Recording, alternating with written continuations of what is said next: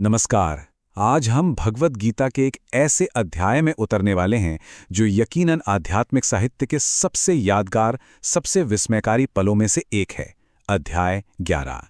ये वो पल है जब अर्जुन को भगवान कृष्ण के विराट ब्रह्मांडीय रूप यानी विश्व रूप के दर्शन होते हैं। जरा एक पल के लिए सोचिए, अगर किसी को अपनी इन साधारण आंखों से परे देखने की शक्ति मिल जाए तो उसके सामने कौन से रहस्य खुलेंगे, वो क्या देखेगा? यही वो सवाल है जो अर्जुन के अनुभव के बिल्कुल केंद्र में है और आज के हमारे विश्लेषण का आधार भी। तो कहानी की शुरुआत कुछ यूं होती है। कृष्ण के सारे दिव्य उपदेश सुनने के बाद अर्जुन के मन में एक बेचैनी सी है।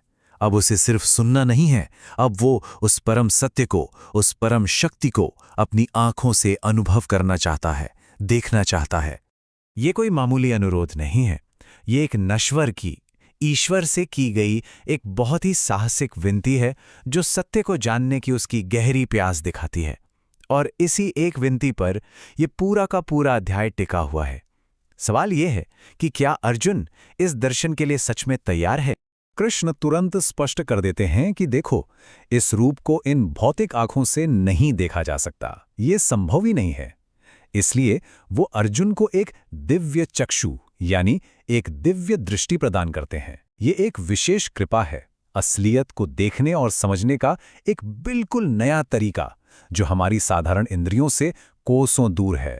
और फिर वो क्षण आता है, एक ऐसा दर्शन शुरू होता है जो हर मानवीय भाषा, हर कल्पना से परे है। अर्जुन जो देखने वाला है उसे शब्दों में बांधना, आप समझिए, लगभग नामुमकिन है। जरा कल्पना करने की कोशिश कीजिए।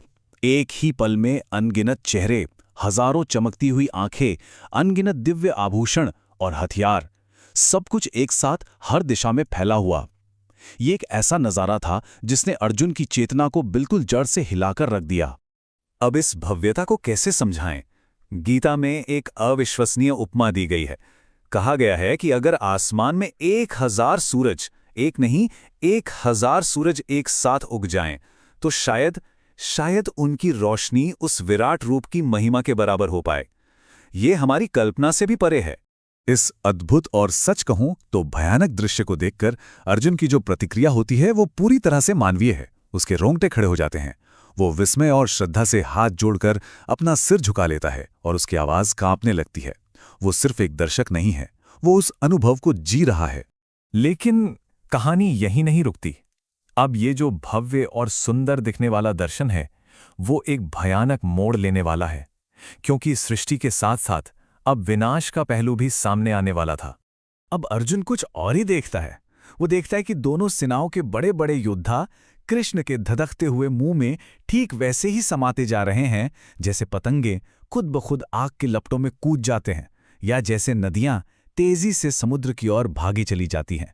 विनाश की एक भयावह अनिवार्यता। अब अर्जुन का विस्मय पूरी तरह से भय में बदल चुका है। वो देख तो रहा है लेकिन कुछ समझ नहीं पा रहा। वो कांपते हुए पूछता है, आप कौन हैं? आपका ये उग्र रूप, मैं आपके इन कार्यों को समझ नहीं पा रहा हूं। और यहीं पर इस दर्शन का चरमोत्कर्ष आता है, इस अध्याय का सबसे बड़ा रहस्य उद्घाटन। कृष्ण कहते हैं, मैं काल हूं, सर्वशक्तिमान समय जो हर चीज को बनाता भी है और अंत में सबका संहार भी करता है। तो इस भयानक सच को जानने के बाद अब कृष्ण अर्जुन को समझाते हैं कि इस युद्ध में उसकी असली भूमिका क्या है। ये सिर्फ दो सेनाओं के बीच की लड़ाई नहीं है, ये एक बहुत बड़े ब्रह्मांडीय नाटक का बस एक छोटा सा हिस्सा है। कृष्ण एक और चौंकाने वाला सच बताते हैं। वो कहते हैं, इस युद्ध का नतीजा तो पहले से ही तय है। ये सब योद्धा मेरे द्वारा पहले ही मारे जा चुके हैं। अर्जुन की भूमिका बस उस पूर्व निर्धारित नियति को पूरा करने के लिए एक माध्यम बनने की है, एक निमित्त मात्र बनने की। और इसी बीच एक बहुत ही मार्मिक, एक बहुत ही मानवीय पल आता है। अर्जुन अपने मित्र और गुरु के इस विराट रूप को देखकर अभिभूत है। वो अनजाने में किए गए किसी भी अनादर के लिए, मजाक मजाक में कही गई किसी भी बात के लिए क्षमा मांगता है। इस बात के लिए कि उसने ब्रह्मांड के स्वामी को अब तक सिर्फ अपना एक दोस्त समझा था। अब इस भारी, विशाल, ब्रह्मांडीय अनुभव को एक व्यक्तिगत और व्यावहारिक स्तर पर लाया जाता है। कृष्ण अर्जुन को बताते हैं कि इस परम सत्य को जानकर इसके साथ जिया कैसे जा सकता है। ये विराट रूप अब अर्जुन के लिए असहनीय हो चुका है। वो राहत के लिए विनती करता है। वो कहता है कि बस अब मुझे आपका वही सौम्य, परिचित, चतुर्भुज रूप देखना है। ये हमें याद दिलाता है कि इंसान का मन एक सीमा तक ही इस परम वास्तविकता का सामना कर सकता है। और यहाँ कृष्ण एक बहुत महत्वपूर्ण राज खोलते हैं। वो कहते हैं कि इस विराट रूप को न तो वेदों के गहरे अध्ययन से जाना जा सकता है, न कठोर तपस्या से, न बड़े बड़े दान पुण्य से।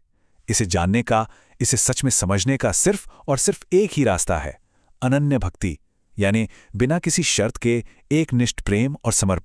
और अंत में इस पूरे महाकाव्य जैसे अध्याय का जो सार है वो इन 5 सरल सिद्धांतों में समा जाता है। ये एक आध्यात्मिक जीवन जीने का व्यवहारिक रास्ता दिखाते हैं और यही इस पूरे दिव्य दर्शन का अंतिम संदेश भी है।